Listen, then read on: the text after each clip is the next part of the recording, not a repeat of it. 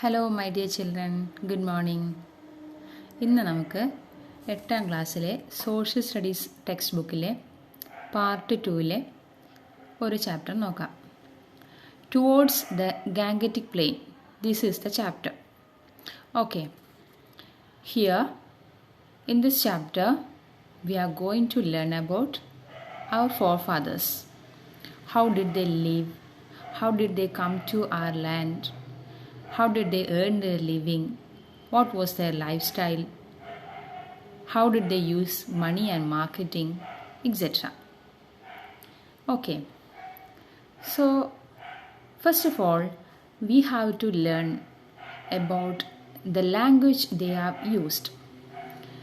നമ്മളുടെ പിതാമഹന്മാരുടെ ചരിത്രമാണ് ഇവിടെ പഠിക്കുന്നത്. എങ്ങനെയാണ് അവർ ഇന്ത്യയിലേക്ക് വന്നതെന്നും ഇന്ത്യയിൽ എങ്ങനെയാണ് താമസം തുടങ്ങിയത്, അവിടെ എങ്ങനെയാണ് ഫാമിംഗ് അഗ്രികൾച്ചറൊക്കെ തുടങ്ങിയത്, അതൊക്കെയാണ് നമ്മൾ ഈ ചാപ്റ്റർ പഠിക്കുന്നത്. ഫസ്റ്റായിട്ട് നമ്മൾ അറിഞ്ഞിരിക്കേണ്ടത് അവർ ഏത് ലാംഗ്വേജാണ് യൂസ് ചെയ്തിരുന്നതെന്നാണ്. So the parent language for all the languages in the world is Indo-European language. Okay, that parent language is Indo-European language. ഇപ്പോൾ നമ്മുടെ എല്ലാ ഭാഷകളും ലോകത്ത് ഇന്ന് ഉപയോഗിക്കുന്ന ആയിരക്കണക്കിന് ഭാഷകളുടെ എല്ലാം ഒരു പാരൻ്റ് ഉണ്ട്. ആ ഒരു കോമൺ ലാംഗ്വേജ് എന്നാണ് എല്ലാ ഭാഷകളും പിന്നീട് ഉണ്ടായിട്ടുള്ളത്. ഓക്കെ, അപ്പോൾ ഏതാണ് ഈ പാരൻ്റ് ലാംഗ്വേജ്? അതാണ് നമ്മൾ അറിയേണ്ടത്. ഏതാണ് parent language? That is Indo-European language. At first there lived a small number of human beings. They have started using a particular language, and that particular language is known as Indo-European language. Why it is called Indo-European language? Because they have traveled to different parts of India and also Europe. Okay, that is why that language is known as Indo-European language. Okay, so the time is BC 2000. Okay, 2000 BC-യിലെ കാര്യമാണ് ഇവിടെ പറയുന്നത്. Then our forefathers are pastoralists. Okay, this in Eastern European province from Poland to Middle East Asia was inhabited by pastoralists.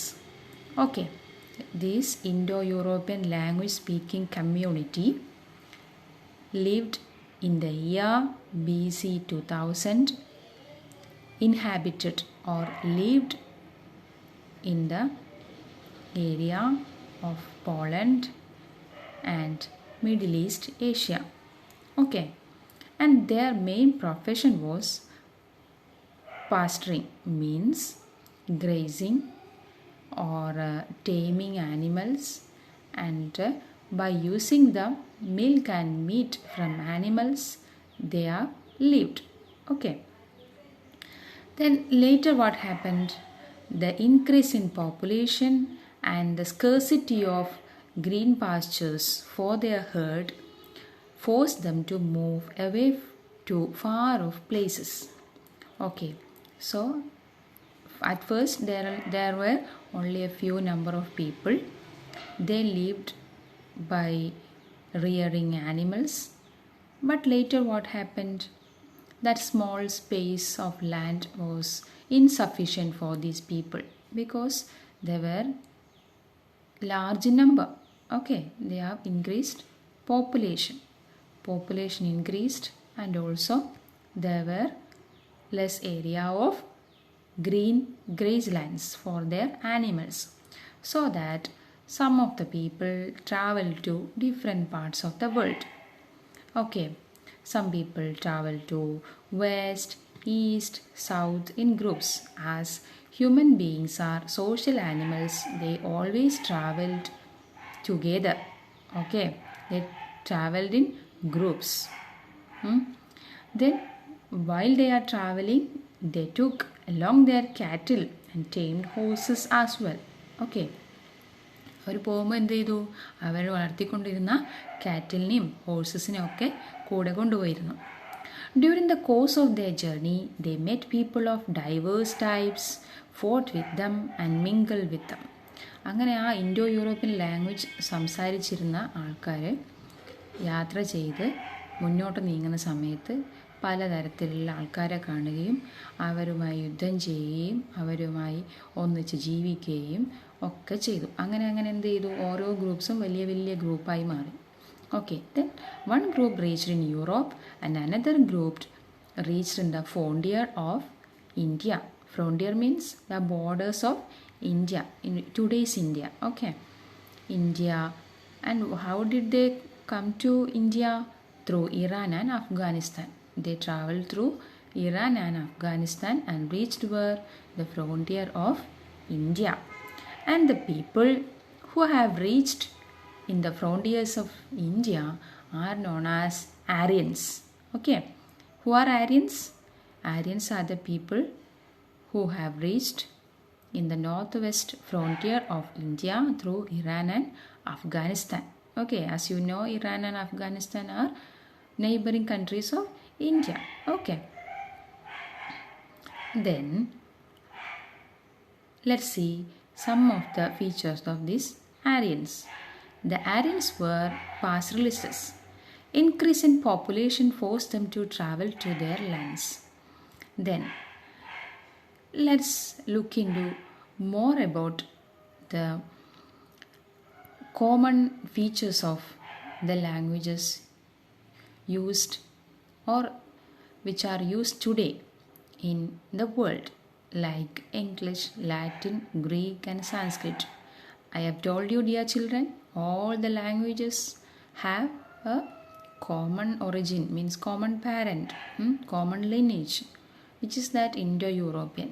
So that all children will have the resemblances or features of their parents, right? Like that, these languages have the features of their parent languages. Okay, the siblings will be looking alike, right? They will have similar features.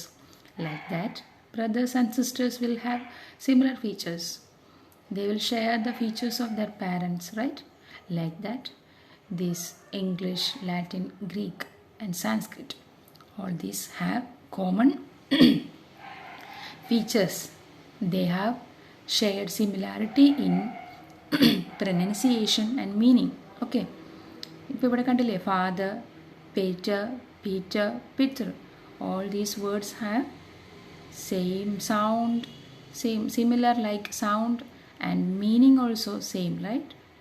Like that, through these evidences we can understand the assessment or guessing that all these languages have a common parent is correct. Okay, the similarity points to the common heritage of these languages. Okay, then let's come to Sanskrit. I have told you the people who are living now in the frontiers of India in 3000 BC are called Aryans, and these Aryans developed their own language. Which is that language? Do you know? Yes, that is Sanskrit. Sanskrit ആയിരുന്നു ഈ Aryans സംസാരിച്ചിരുന്നത്. ഇനി സംസ്കൃതത്തിൻ്റെ സംസാര ഭാഷയെന്നറിയോ? പ്രാകൃതം എന്നാണ് പറയുക കേട്ടോ. സംസ്കൃതം എഴുത്തുഭാഷയും പ്രാകൃത സംസാര ഭാഷയുമാണ്. Okay, then let's see the first literary work in Sanskrit. Which is the first literary work in Sanskrit? That is Rigveda. Okay, you should remember this point. Rigveda is the first literary work in Sanskrit. Okay, then there are references from Rigveda showing that these Aryans were pastoralists. They have tamed animals like cows, horses, etc. Okay, then the conversation taken from Rigveda. You can see this part. This is a conversation taken from Rigveda. Who are talking here? Sarama and Pani. Who are Sarama and Pani?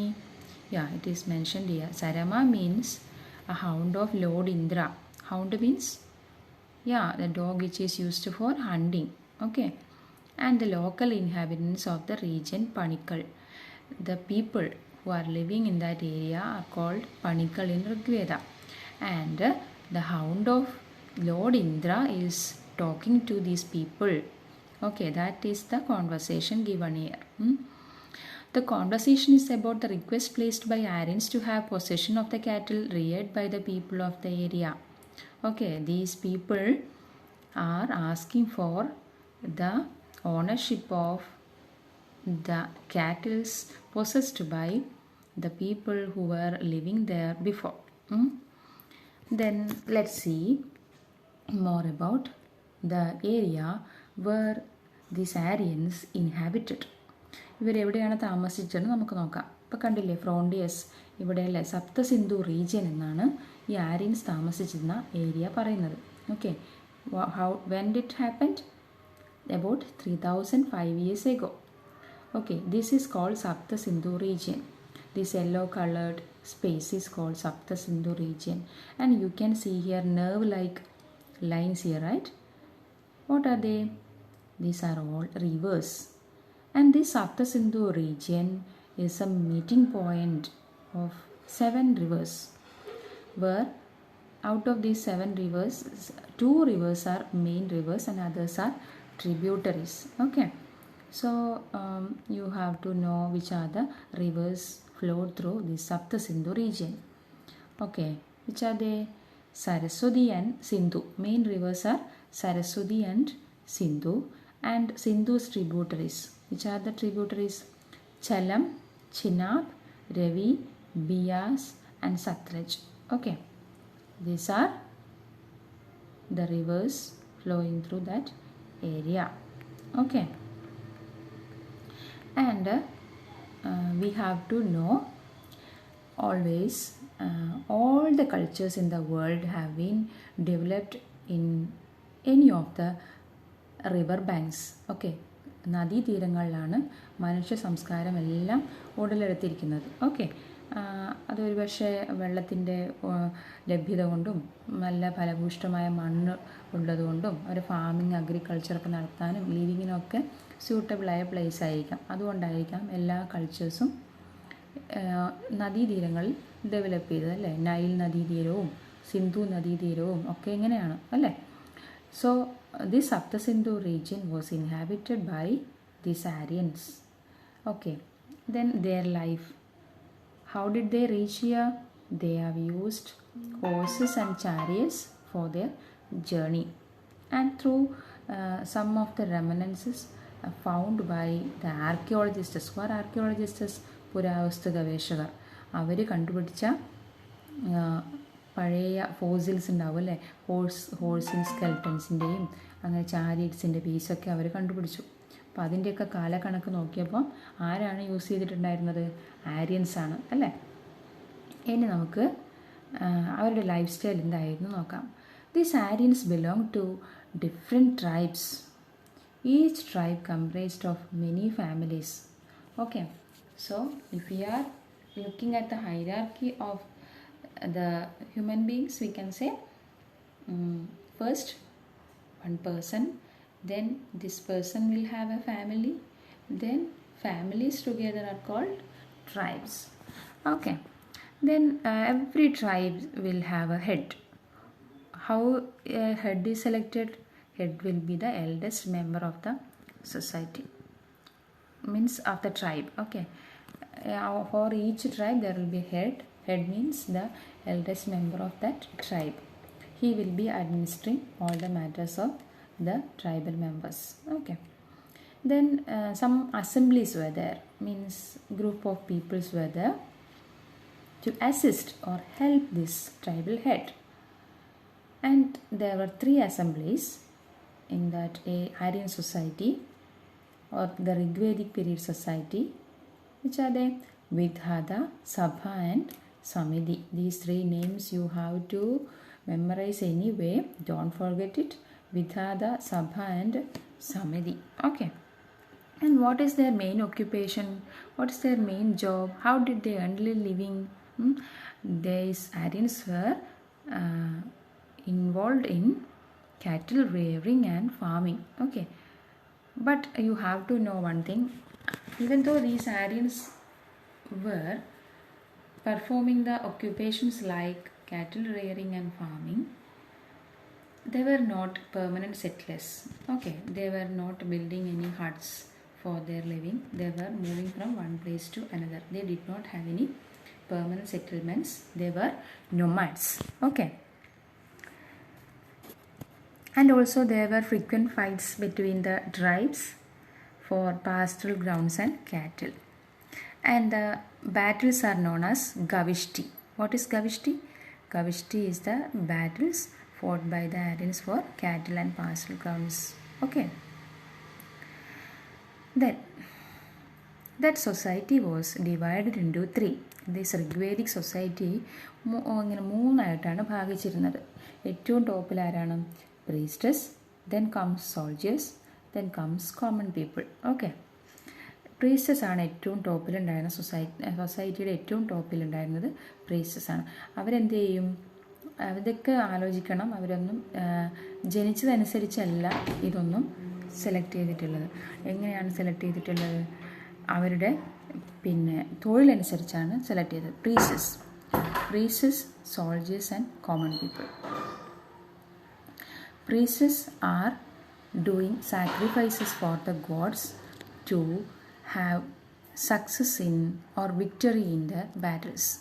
Okay, then soldiers will fight in battles and common people will have farming and animal husbandry. Okay, that is the Rigvedic society stratification based on the profession. Okay, during the period the beliefs of Aryans were simple and based on nature worship.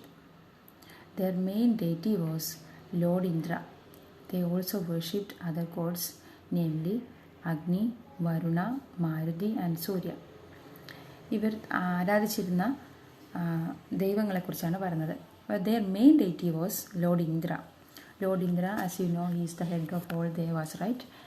And they also worshipped other gods like Agni. Agni means the god of fire.